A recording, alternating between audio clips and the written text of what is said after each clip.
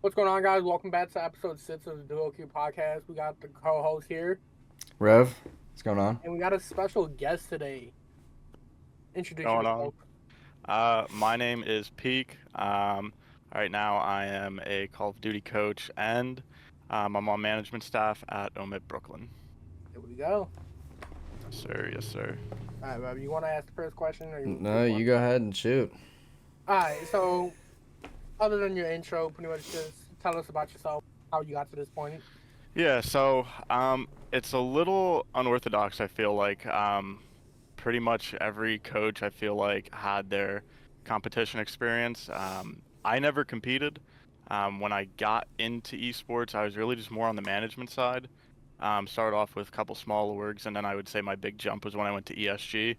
Um, I went there, and halfway through then, or through that time period, I ended up working with the ESG Academy boys, who later went on to FaZe Black, encouraged Derek, Confid, and Ryan. And I hit it off pretty well with those guys. Hung around in their calls, watched their VOD with them, and eventually I kind of just went from there, just kind of took it and ran with it. ESG was bought out by OMiT. The boys went over to FaZe Black. Couple days later, I was told to join a Discord, and all the guys were in it. Los and Vals from FaZe Black were in it. I just kind of chopped it up with them, and then before I knew it, I was there at FaZe Black with them, and pretty much the rest is history. One land in Miami, and then after that, we went over to OMiT Brooklyn, me and Confid. All right. It's a pretty lucky situation right there.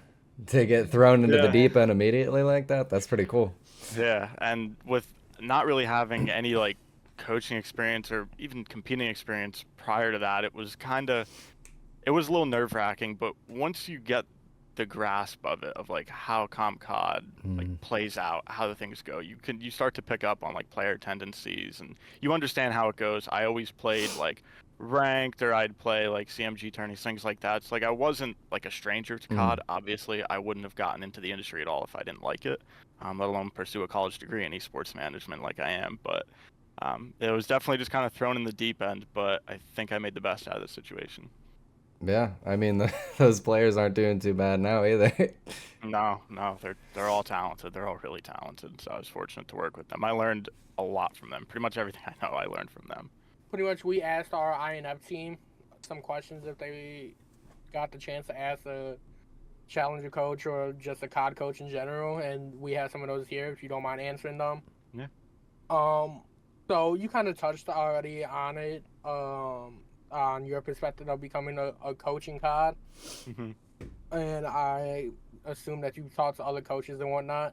What do Yeah. you say is like the hardest or like the easiest things about becoming a Call of Duty coach? I would say, see, the easiest Mm. thing I think is finding the passion. A lot of people might disagree with that, but for somebody like me who was never really good enough to actually compete, I had a lot of passion once I got into it. Once I started to learn it, I was like, hey, like I can do this, right? Like I can leave my mark. I can help improve players' game. And obviously everybody loves it. So being able to be that driving factor and like that positive influence, especially on the academy guys, that was like a big thing. I stayed on them about their grades and everything. Just kind of there in general as a coach and like a mentor. So that was always nice. Um, I think the hardest part is between the workload and then just maybe like the stress. The team, if the team goes out and doesn't really play well or like they're not really prepared, you feel like that could fall on you. And it's not like a physical sport where if you're at a football practice and a wide receiver runs, the wrong route, you can't go really do it for them. Mm. Just like in Call of Duty, like you're there virtually. They have to take your words. You can't really force them to do something. Another tough thing would be just learning to balance if there's egos on the team, um, just learning all the players' tendencies like in a short time period. Like when I jumped in it, I didn't really have that long until I had to know everything like the back of my hand. So learning a lot of information, especially like on new game releases, that's always kind of tough. But Comp COD structure wise is pretty similar across all the games. Each game just plays a little bit differently. So I would say that that's definitely one of the hardest things. In the same perspective of you not being able to shoot the gun for them, do you find it more unnerving that like if they mess up, that could cost you your position as well?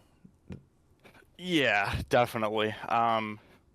Being somewhere like at OMiT, which the organization has seen a lot of success Mm. very quickly. The stress is definitely on. The stress is definitely, I'm feeling it heading into next Mm. year.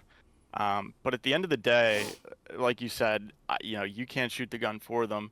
You could tell them everything right, the proper ways to do something. You can explain why they lost a map. You can explain that they might have bad communication, but you can't really fix that for them. So if you're truly doing the best that you can and you know that you set them up to be in the right spot and they don't do it at the end of the day, it's not necessarily just on you. It's a team in general. I mean, you could always look back and say, I guess we could have watched more VOD. I guess we could have watched more of the opposing team's VOD, whatever. Um, but it's the stress is always there though, Yeah. regardless. This is like off the books type of thing. This is a personal question. Not for you, but like for me. When you were coaching the academy team, you were like on them about grades and stuff. I'm just curious Mhm. because I'm gonna have to fucking coach a U18 team. Well, I think it comes down, and you could do this in the podcast because this is good. I know a lot of U18ers, and they'll probably also tune in, but the whole thing about staying on them and their grades is like holding them accountable, because Call of Duty isn't something you're going to play the rest of your life, Yeah. right? So making sure that they do get that good education, that they just stay on top of their tasks, right? Like going to school, doing your homework, that's all just basic routine scheduling things. Like if Mm. you can't follow that, you won't be successful in life. You won't be able to show up for a 4:30 scrim, a 7 o'clock scrim. You won't be able to watch 100%. VOD. Like if I tell them, hey, like this is VOD of, say we're playing Joe or whatever his name is in grand finals, right? Like watch this VOD so like their breaks, like their tendencies. If Mm. they can't really do their schoolwork, which a lot of it's easy anymore since we all graduated, everything's Yeah. online now for these kids, so it's super easy. If they can't do that, they can't really be, you can't really trust them, maybe not, Yeah. but just making sure the kids have their heads on straight and they know that there's more to life than just Call of Duty. 100%. Our second question that we got from our org was, what are your top priorities when it comes to building that player-coach relationship? And what do you as a coach find like the best characteristics to have to bring out the best of yourself, but not only yourself, your players too? Right. So I think to start with your first question, to really build that good like player coach relationship, I think you have to focus on the team as a whole. A lot of players will, when you think of the team, you think of four people, Mm. the four players. You have to remember that the coach is there in the team speak, doing VOD, in the matches, maybe even in Codcaster. They're there putting in just as much time. So I think being able to establish a good relationship not only goes just in Call of Duty, but outside of the game as well. Like I mentioned before with U18ers, showing that you do care, about them outside of just Call of Duty, making them feel like, especially like here at OMiT, we want everybody to feel like, hey, like your family, you're here, like we support you. So being supportive across all different topics is really big. Just getting to know each other, and obviously when you go to LAN, you get to know each other and things like that. So that's really important to build that chemistry because along with chemistry comes better communication. Better communication brings out better breaks, overall in-game strategy, performance, more wins. So Mm-hmm. I think one of the most important characteristics of being a coach, I can't really describe it in one word, but understanding that Call of Duty is all situational and it's all like split-second decisions.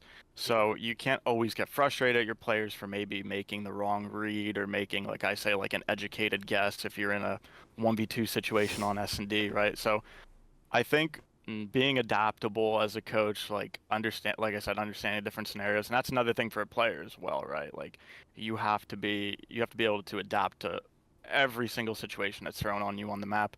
Nothing goes exactly the way you plan it. That's why a lot of teams like you'll have a hard point like a break off rip because if you try to plan out every single hill, it's Yeah. not going to go your way every single time, right? So you Yeah. don't necessarily have Perfect, thanks. But yes, being adaptable, being supportive, is really important as a coach. You know, like caring, and driving them to just show up and do their best every single day. And I played a lot of traditional sports through high schools. The best coaches I had, always just brought out the best in us. You could be hard on them. Obviously, you don't just want it to be a cakewalk for them, no matter how good the team is. You can Mm. Yeah. always be better. So getting them in that right mindset of like, hey, like don't be complacent. Complacency kills. Like there's always going to be somebody better than you. Um, I think that's another big thing for coaches. Overall, everything I said, that's important traits as a coach. Yeah, so it's sort of putting your ego aside. Yeah, absolutely. Because if you have an ego, you're gonna get shit on. Yeah. It's gonna happen at some point.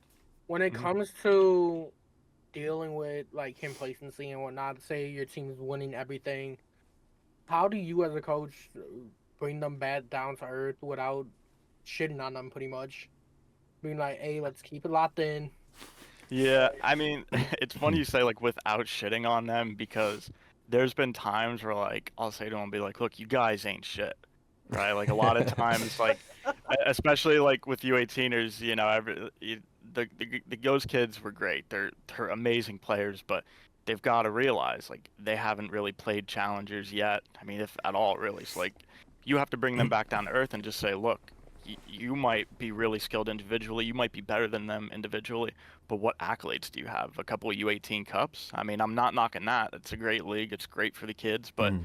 when it comes time to playing challengers or you have aspirations to go pro, you're in the big boy leagues now, right? Like you really aren't shit. Um, but I think just like positive reinforcement and not getting complacent, like I said, if they get complacent, they'll lose. That has happened to one of my teams this year. Um, and you just kind of tend to just use that as fuel. And sometimes you need that, right? Mm. Like you need a reality check. People get reality checks all the time and it works out for them. So it's not always a bad thing. You can always learn in losing. That's the positive side of things. I always say like you don't really lose because you'll always learn. So Moral of the story: everybody needs a come to Jesus moment. everybody does. I've had them. I'm sure you guys have had them, and everybody watching this, Yeah, I'm sure, has had them. some humbling Yeah, experiences. you gotta. Yeah, Someone yeah, I'll kicks you say. down. Yep. With that humbling experience, major four for Optic fans. Mhm. Why you gotta bring that shit up, Hey, I got the major three shirt on. man? You know, hey, Oh Come on, no! nah, come Why nah, do we have on. we this can't hate. We guy? can't hate. They won in Nah. WC. They won I in can W. hate all I want. All right, I've buddy. always liked FaZe. I've been watching them since they were in the FaZe house in New York, so it's just always been a thing for me. I don't hate Optic. There's no teams I hate. You No. know. Okay, so now that we know and that you're an Atlanta FaZe fan, how did you feel when you got the call to work with FaZe Black? Um. Well, to be honest, when I joined that Discord call and saw everybody in there, it was kind of nerve-wracking. Yeah. Of course, I had my moment. Like it was really cool, and we were able to go to LAN under FaZe Black. It was awesome. But I had to remind myself, like, hey, stay grounded. Again, I'm not on FaZe Clan. I was on FaZe Black Academy. Mm. So I'm telling myself, you ain't shit. But it was cool in general just to be able to have that and just say, like, hey, I've worked really hard. The boys earned it. Without them, I wouldn't have been there. So I could thank Confid, Derek, Ryan, and Courage. Without them, I wouldn't have been there. I made a tweet when ESG closed that I was, pursuing other opportunities, and they sent it into the group chat, and then eventually they convinced them to say, hey, let Pete come work with us. Like he's great. And without them, I wouldn't have been there, and I might not be here as a coach. I might have been at OMiT as just a staff member, Mm. but I wouldn't be here as a coach. So I could thank them for everything. But it was awesome. Those guys over there took care of us really well when we went to Miami. Shout out Lowe's, shout out Vales if you're watching this. But yeah, it was awesome. Definitely, it was cool for sure. So, as a coach, when it comes to roster changes and things like that being so volatile and challengers, how do you, as a coach, fit into those roster changes? Every coach is probably different on this, but at least for me, I tend to just let the players be the ones that kind of pick it. They're the ones that have to spawn in every map with them. Just kind of deal with the cards that I'm dealt. Maybe I do like the decision, maybe I don't. But at the end of the day, I got a job to do, and I just gotta shut my mouth and do it, right? So. Has there ever been any like odd situation where Don't want to coach a player? like you don't want to coach a certain player, like you just like you got bad blood between a certain player that you just don't want to be on the same team with? We can cut it out. You can tell me to cut it out. I'll cut it out. You don't have to cut it out because I'll never name names, but there's been a time where it's not necessarily bad blood. It was just the way that some things were happening that I wasn't fond of. And again, it's not my call, so I just you just learn to push it to the side. It's like at your job, right? Like you got coworkers you might not like. What can you do about it realistically? Like you really can't do anything. Hey, be as grown as possible. Yep, you just be as grown as possible. Say your team's on like a losing streak. How long do you think like a team should play together before they think about making a switch if they're like just consistent losing? Well, if we're gonna talk about challenger, if we're referring to challengers in general, I know it's like a revolving door. Players are in and out, in and out. I mean, sometimes you have a roster going into one cup, and then all of a sudden, right before that cup, roster splits, another one comes in. I think if you've got 4 really skilled players, you are losing more than usual, or your placements aren't there. I think instead of just chalking it up and saying, "Ah, to hell with this," we're gonna wipe our hands clean of it and just move on. I think a lot of players fail to look at the reason why. They'll be quick to point fingers and say, "Well, it's because of him," or it's like, "Oh, she's the problem. She's not winning her ones." But you have to look at the position that the team's in. Are they just not? Are they all just messing up? Like, are they not communicating well? Like, Call of Duty is like 99% mental, and a lot of it comes down to communication. So maybe they just don't vibe with that fourth, and they don't communicate well. Then I understand. But if a lot of teams just kick it to the side and say, we're not going to try to fix it. We're just gonna go pick up so and so because he's top 16 and he's great. When the team could have tremendous, skill, they just have to learn to put it together. Like nothing's perfect. You're never going to place top 4 every cup or top 16 every cup. Like you just have to learn to work through the adversity. If you just try to take the easy way out, you're eventually going to get nowhere. So I would say though, to answer your question, if you have a rough first cup, you try to adjust the problems, second cup comes around, the same issues are there, I would say then look at maybe making a roster change. Yeah, you're more of the perspective that you shouldn't just chalk it immediately.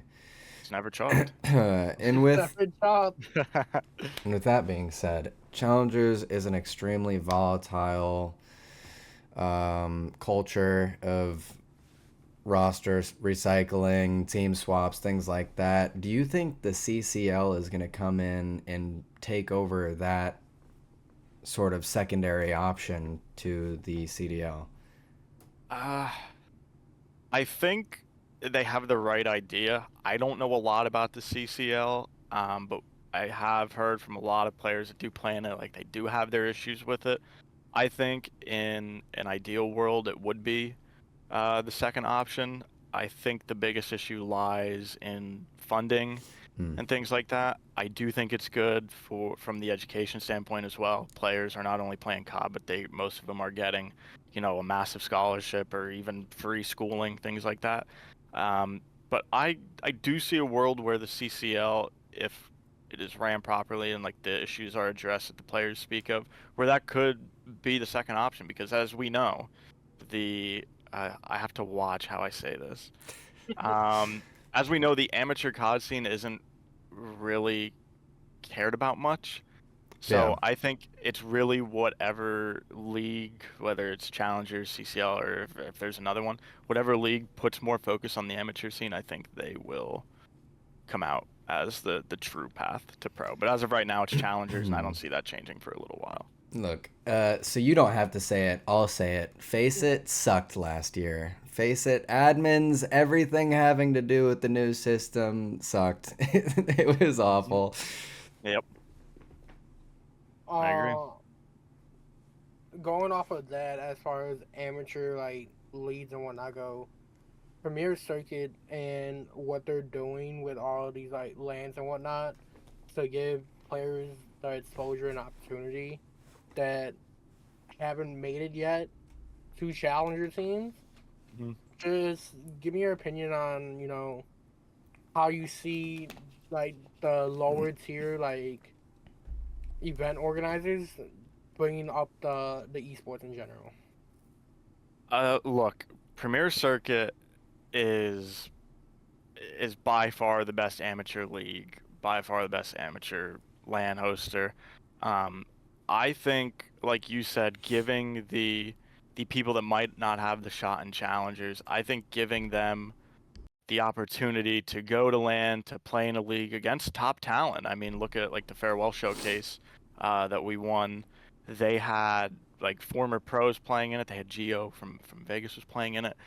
They have a lot of top talent. So I think they're doing things exactly how they should be done. I think it's important. I think a lot of leagues are also trying to do that. Not necessarily copy and paste, but you have other online leagues that they do well, but you don't always get the top competition. But I think that's great, and I believe that that needs to become even more of a staple in the amateur scene than it is already. I think that's where a lot of kids will make their name known. Maybe some of them can't, they can't afford to go to school on a partial scholarship, or maybe they can't relocate, family issues. I think Premier Circuit is the way to go. All right, so as a follow-up to you saying, you've won against former pros, current pros, have you ever seen a player on your team that you coached that was maybe sort of in a mental place where they didn't think they could do that, and they sort of like emerged as the player after achieving that feat?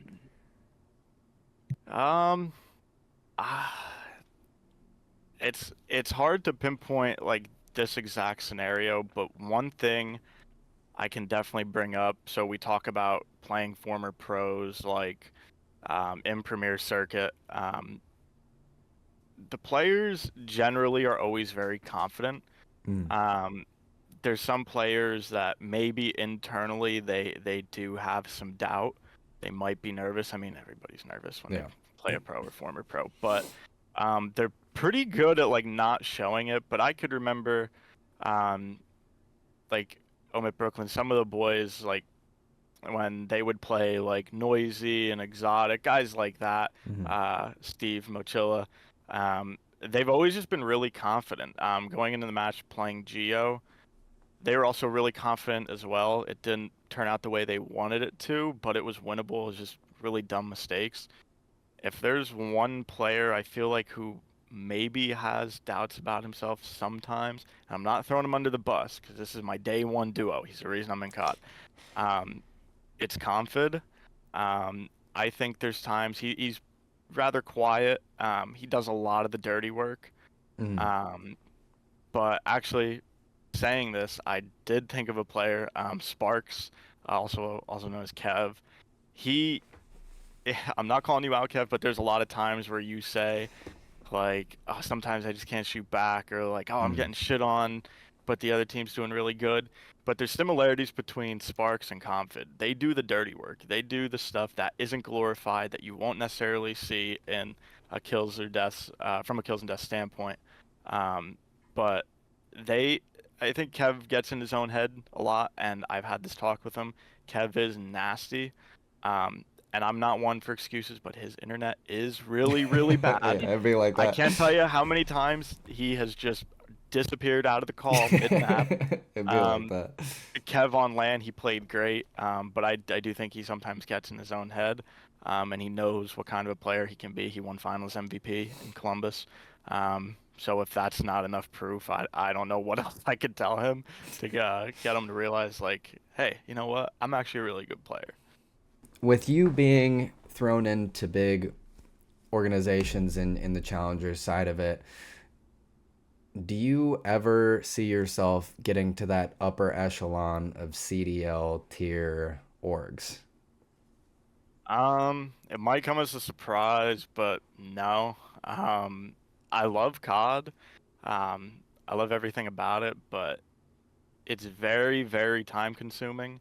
And in general, I feel like not feel like I have bigger aspirations Mm. and to be in the CDL in some way, shape, or form. Um, And it's the same thing. I got asked this question on a school assignment. So I'm in school for esports management, production, and performance.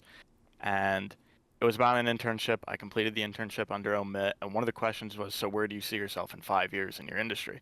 When I answered it, I said, in 5 years, honestly, I don't see myself in the industry. There's just a lot of uncertainty. Mm. I don't want to wake up when I'm 27 or 28, maybe planning a family or I have a family, and I have a job in an industry where the market just fluctuates. It's either hyperinflated or Hmm. you can make a ton of money, and then the next day all of a sudden salaries are cut, things like that. Like Yeah. we saw CDL, they're just dropping it to like state minimum requirements, like minimum wage. Obviously, nobody's going to be making $7.25 an hour. That's not going Mm. to happen. But it's just I don't like having the potential for something like that, right? Like I want to be in I want to have a solidified career in a good industry. Um, but obviously, if things happened at OMiT, which our goal is to be up there one day. I think OMIT's done a really good job, not only with in-game results, but creating that cult-like following that a lot of the CDL teams have. I think they've done good. Um, Obviously, if the CDL came knocking to OMiT and OMiT moved up, I'm not saying I would leave OMiT. I might just become a normal staff member, and I'd be okay with that. I would Mm. always do that on the side, but I don't see myself coaching forever. Like I always said, if Black Ops 6 isn't good, I don't want anything to do with it, right? Yeah. But it looks like it's gonna be pretty good. Yeah, So yeah.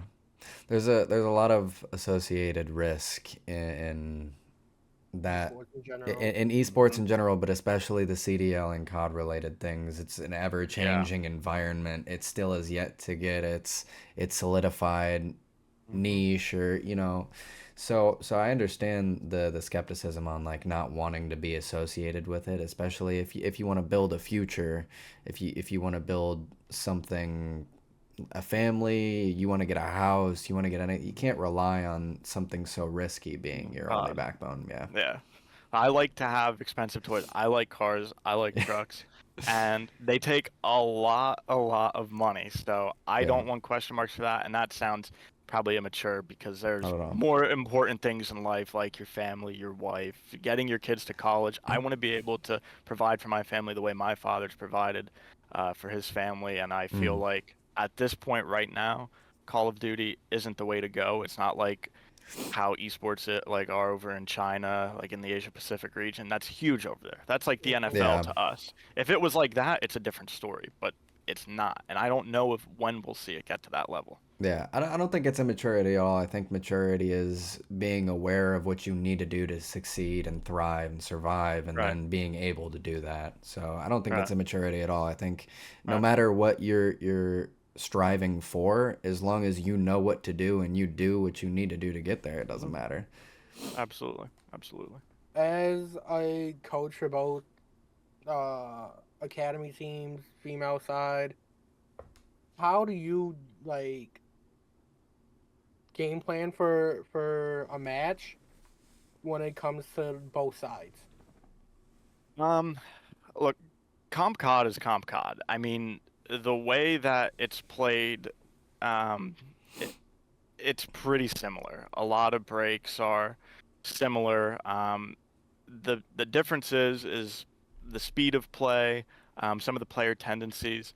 Um, I used to think in my head when I first started working with the female team that I'm with, I was still under phase black, so I was taking some of the things I'm learning from them and attempting to apply that to the female team. But not only some of the things worked, and the things that didn't, they wouldn't work with any other female teams or any other guys teams because every team is different. Mm. Obviously, every player Mhm.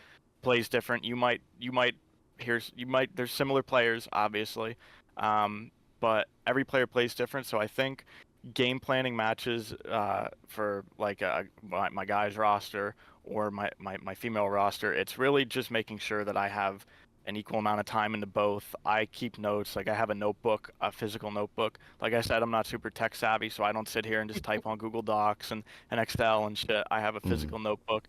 A lot of it just comes down to memory, so I'll game plan obviously to their play styles in mind and their tendencies. I won't try to really cross the two because it really won't work. All right, guys, that was your DuoQ podcast with our first guest, Peak. Thank you for joining us today. No problem, no problem. Glad to be here. Like, comment, subscribe. Don't forget to hit that bell. I'm your boy Rev. The ops. See ya. See ya. This.